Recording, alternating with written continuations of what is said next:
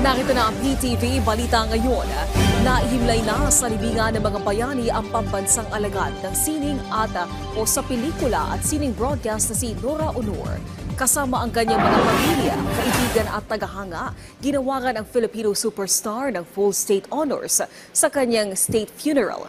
Kaugnay nito, idineklara ni Pangulong Ferdinand R. Marcos Jr. ang April 22, 2025 bilang National Day of Mourning kasunod ng pagpanaw ng national artist na si Nora Aunor. Sa mensahe ng Pangulo sa Proclamation No. 870, kinilala ang Filipino superstar sa kanyang hindi matatawarang kontribusyon sa pelikula, telebisyon at musika.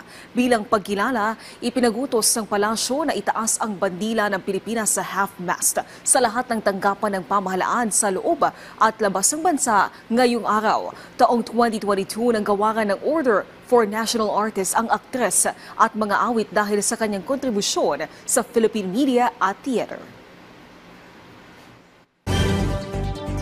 Isa pang haligi ng industriya ng Pilipinong musika ang namaalam. Sa edad na 70, pumanaw na ang OPM legend na si Angelito Haji Alejandro. Ito'y kinumpirma ng kanyang pamilya at manager na si G.R. Rodes. Sa pahayag, humingi ng privacy at pangunawa ang pamilya sa gitna ng kanilang pagdadalamhati. Nitong taon, kinumpirma ng pamilya ang pakikipaglaban ng OPM legend sa stage 4 colon cancer. Dekada 70 nang mamayagpag ang karera ni Alejandro kung saan sumikat ang kantang mga panakip butas, tag-araw tag-ulan, kay ganda ng ating musika at marami pang iba.